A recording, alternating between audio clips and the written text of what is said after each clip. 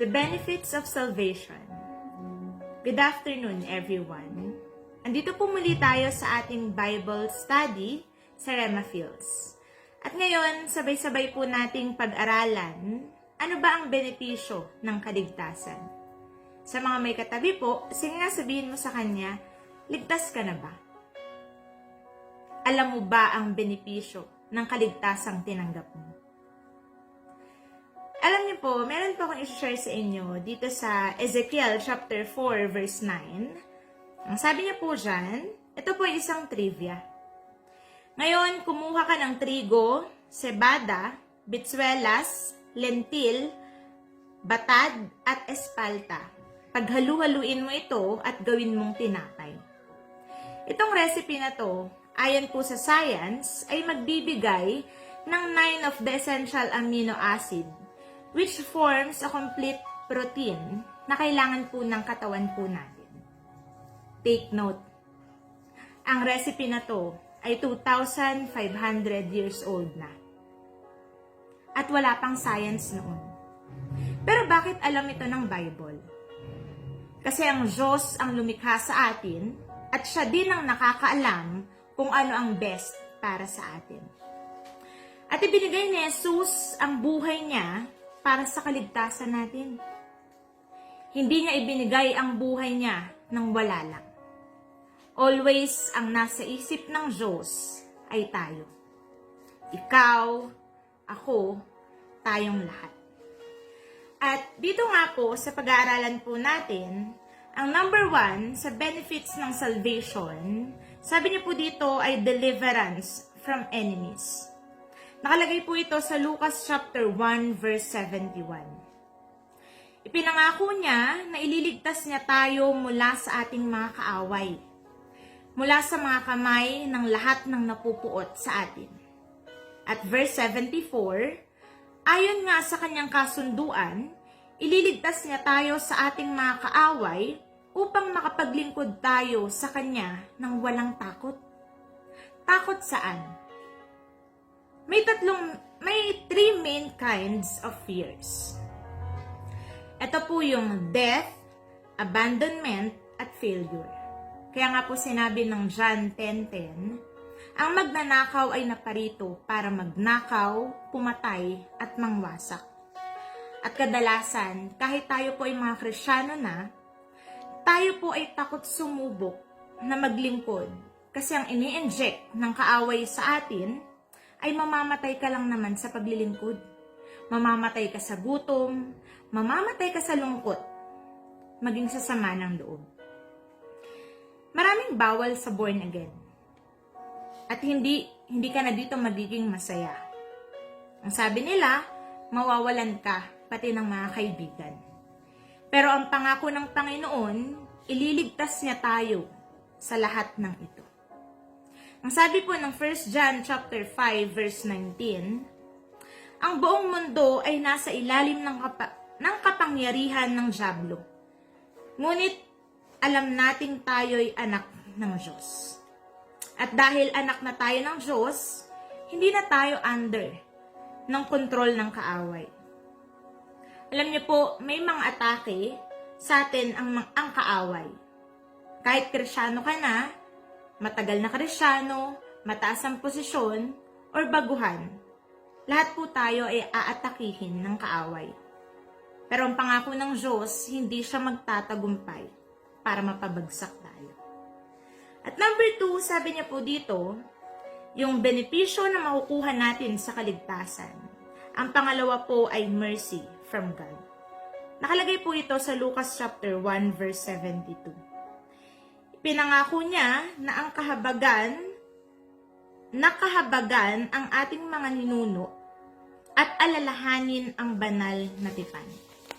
Sinabi din po dito sa Titus chapter 3 verse 4 hanggang 5, ngunit nang mahayag sa atin ng kabutihan at pag-ibig ng Diyos na ating tagapagligtas, iniligtas niya tayo. Hindi dahil sa ating mabuting gawa, kundi dahil sa kanyang habag sa atin. Tayo'y ipinanganak na muli sa pamamagitan ng tubig at tayo rin ay binago ng Espiritu Santo. Isa pa pong verse, sabi niya sa Ephesians chapter 2, verse 4 hanggang 9, "Subalit, napakasagana ng habag ng Diyos at napakadakila ng pag-ibig niya sa atin. Tayo'y binuhay niyang kasama ni Kristo noong tayo mga patay pa, dahil sa ating pagsuway, naligtas nga tayo dahil sa kanyang kagandahang loob. Dahil sa ating pakikipag-isa kay Kristo Jesus, tayo'y muling binuhay na kasama niya upang mamunong kasama niya sa kalangitan. Ginawa niya ito upang sa darating na mga panahon ay maipakita niya ang di masukat na kasaganahan sa kanyang kagandahang loob.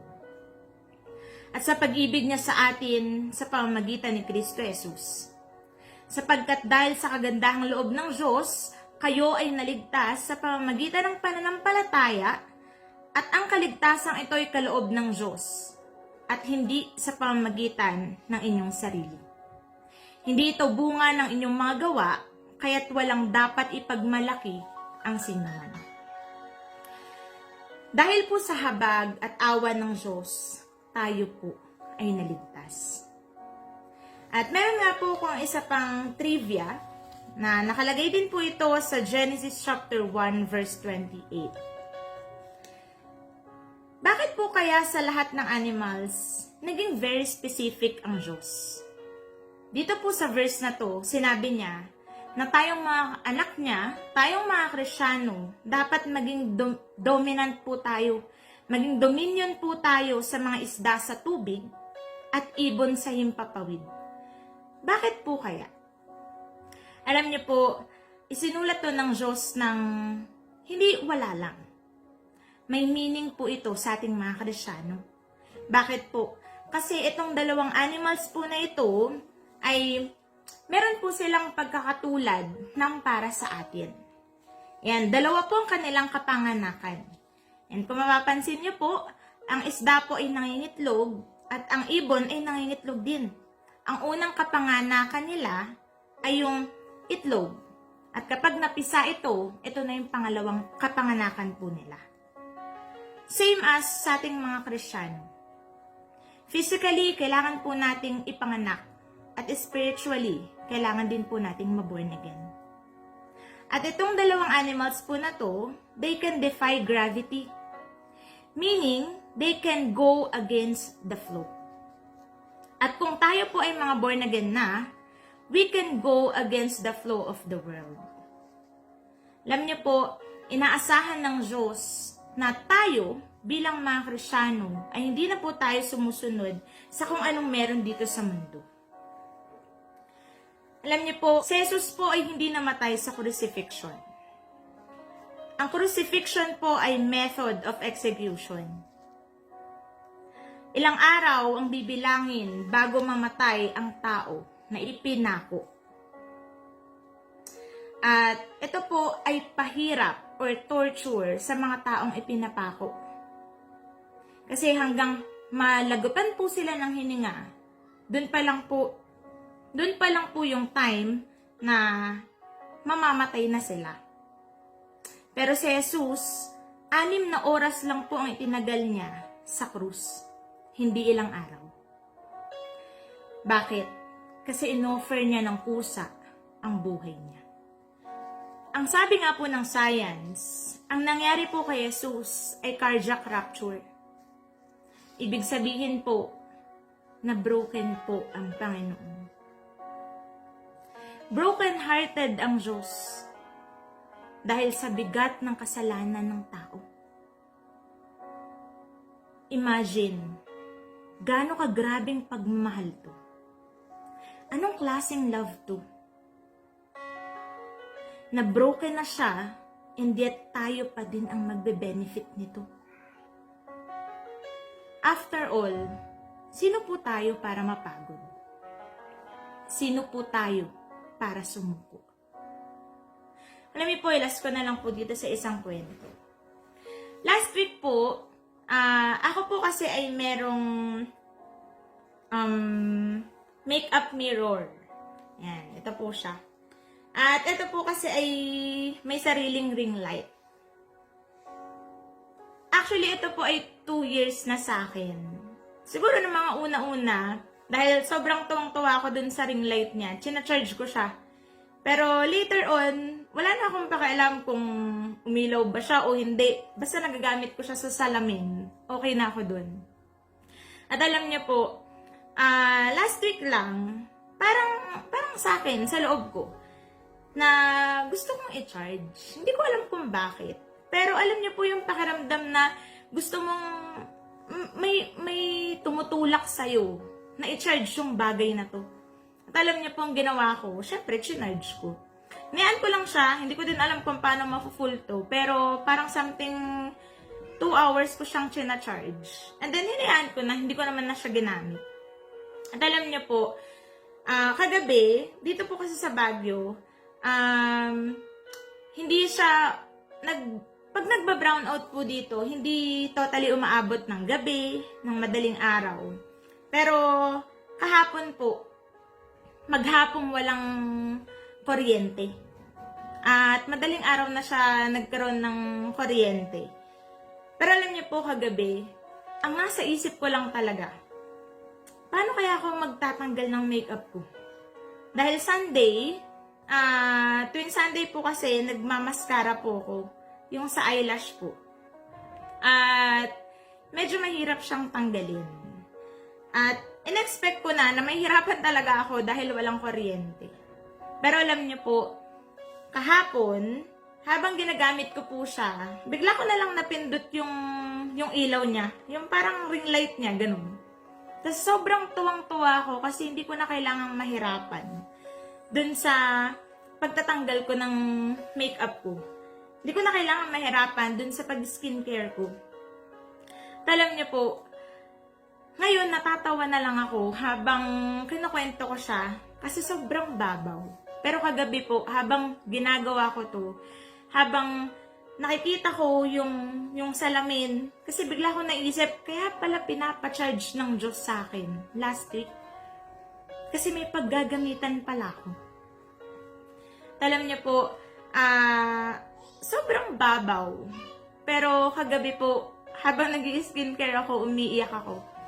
Kasi sobrang grateful ako na sa salamin, kakausapin ka ng Diyos.